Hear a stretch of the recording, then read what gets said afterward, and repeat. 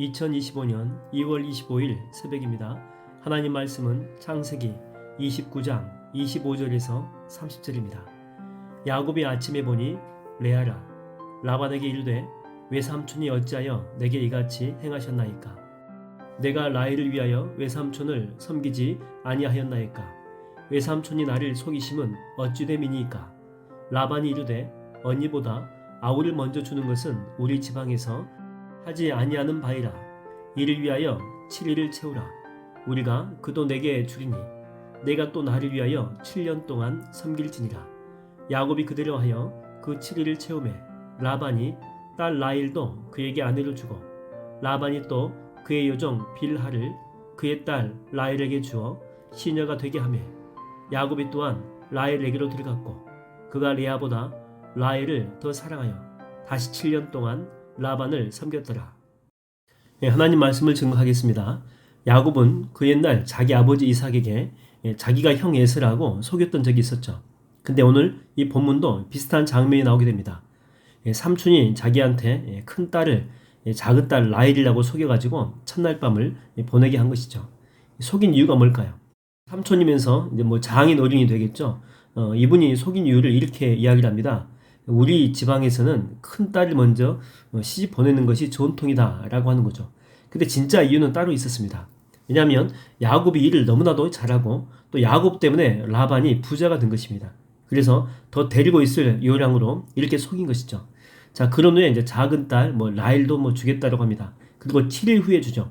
왜냐하면 결혼식의 그 기간이 7일이기 때문입니다. 자, 그런 후에 작은 딸 이 라헬을 위해서도 7년 동안 다시 한번 봉사하라고 그렇게 이야기를 하죠. 그러니까 엄청난 이 착취를 강요한 것입니다. 심은 대로 거둔다라고 하는 그런 속담이 있죠. 아무리 하나님이 사랑하는 사람이라고 할지라도 과정과 이 방법이 올바르지 않는다면 주님은 반드시 그 대가를 치르게 한다라고 하는 것입니다. 이 다윗도 이렇게 보게 되면 불의한 방법으로 충신이었던 우리아를 죽이고 그의 아내 바세바를 차지하지 않습니까? 인륜지하에 있을 수 없는 그런 폐륜을 저지른 것이죠. 그리고 이 사실은 아무도 몰래 은밀하게 진행됐습니다. 그러나 하나님은 아셨죠. 하나님은 속일 수가 없습니다. 그래서 나단을 통해서 심판을 선언합니다. 그 후에 나중에 자기 아들 압살롬을 통해서 쫓김 당하지 않습니까? 그리고 다윗의 아내들은 백주 대낮에 겁탈당하는 그런 사건이 일어나게 됩니다. 그러니까 하나님이 다윗을 정말 많이 사랑했지만 과거에 그 일은 묵과하지 않으셨다고 하는 거죠. 여러분, 하나님은요 우리를 사랑하십니다. 그러나 무조건 우리를 이렇게 잘해주는 방식으로 사랑하지는 않습니다. 매가 필요할 때는요 과감하게 매를 드시는 분이시다라고 하는 거죠. 여러분, 혹시 우리 가운데 내가 지금 매를 맞고 있구나 생각하시는 분이 있습니까? 그래도 너무 상심하지 마십시오. 그 매 때문에 아플지라도 우리는 절대 죽진 않습니다. 오히려 그 매는 우리를 향한 사랑의 매입니다. 그래서 이 잠언 3장 12절에도 보니까 이렇게 나와 있죠. 대저 여호와께서 그 사랑하는 자를 징계하기를 마치 아비가 그 기뻐하는 아들을 징계함같이 하시느니라. 매의 목적은 회복이고 다시 그를 살리고 세우려고 하는 하나님의 섭리가 들어가 있다고 하는 것입니다. 우리가 이렇게 자녀를 키우다 보면 초달할 때가 있지 않습니까? 그럼에도 여전히 엄마 아빠하고 이렇게 오는 자녀들이 있어요. 근데 또 삐져가지고 말도 안 하는 그런 자녀들이 있죠. 여러분, 누가 좋아요? 누가? 부모에게 당연히 다시 오는 자녀들이겠죠. 아파도 서운해도 그래도 다시 오는 그런 자녀들입니다. 그런 자녀들은요 자라면서 훨씬 더 건강합니다. 그리고 정신적으로도 인격적으로도 아름다운 열매를 맺는다라고 하는 거죠. 이 대나무를 보게 되면 대나무는 바람이나 충격을 받을수록 더 단단해지는 대표적인 식물입니다. 어린 대나무는 흔들리고 휘어질수록 뿌리가 훨씬 더 깊어지고 튼튼하게 자란다라고 하는 거죠. 백단향이라고 하는 향수를 만드는 식물인데 이것은 이렇게 두들기거나 또 때리거나 긁게 되면 오히려 더 진한 향을 내는 특징을 가지고 있습니다. 여러분, 사랑도 마찬가지예요. 시련이 오거나 힘들 때 좌절하고 포기하고 또 하나님이 나에게 이런 심판을 주셨다고 하면서 하나님께 아예 등을 돌리는 그런 사람이 있습니다. 근데 그 반면에 어려움이 오고 힘든 시험이 올 때 주님께 더 매달리고 회개할 부분이 있으면 회개하고 금식해서 또한 주님의 은혜를 구해야 될 것이 있다면 간헐적인 금식을 하면서 하나님의 긍휼을 구하는 자가 있다라고 하는 것이죠. 여러분, 이 전자보다 후자 인생이 나중에 보게 되면 대나무처럼 훨씬 더 단단해지고 믿음의 뿌리가 깊어진다라고 하는 것입니다. 이 백단향처럼 더 깊은 향기, 그윽한 향기를 낸다라고 하는 거죠. 야곱은요, 인생의 순간순간마다 이런 어려움들을 수시로 겪게 됩니다. 그래서 넘어질 만도 한데, 하나님을 등지고 살아갈 만도 한데 그는 그러지 않습니다. 야복강에서 이렇게 보면 우리가 잘 알지만 그는 마지막까지 하나님을 붙들었습니다. 매를 맞습니다. 환도뼈가 으스러집니다. 그래도 주님을 절대 놓지 않습니다. 그래서 여러분 보십시오. 결국에는 하나님의 영적인 축복을 갑절로 받고 승리하는 삶을 살지 않습니까? 여러분, 주님밖에 없습니다. 주님밖에. 우리가 매달리고 또한 간구하고 부르짖어서 구할 분은 주님밖에 없습니다. 우리가 아무리 내침을 받아도 우리를 다시 살리실 분은요, 하나님밖에 없어요. 주님께로 가야지만이 우리가 회복하고 다시 살아날 수가 있다고 하는 것입니다. 오늘 저는 여러분들이 기도할 때 여러분의 무너졌던 삶의 모든 부분들이 다 회복이 되고, 혹시 죽은 영성이 있다면 에스겔 골짜기에 생기가 들어가서 다시 생명을 얻은 것처럼 하나님의 군사로 다시 일어서는 복된 은총이 여러분과 함께하게 되기를 주의 이름으로 축원드립니다.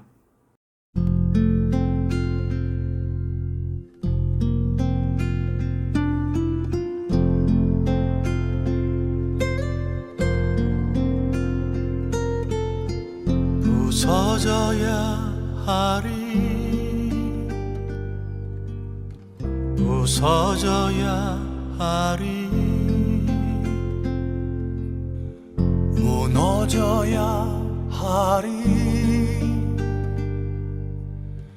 무너져야 하리, 깨져야 하리, 더 많이 깨져야 하리, 씻겨야 하리, 깨끗이 씻겨야 하리, 다 버리고 다 고치고 겸손히 낮아져도 주 앞에서 정결타고 자랑치 못할 거예요. 부서져야 하리, 무너져야 하리, 깨져야 하리, 깨끗이 씻겨야 하리.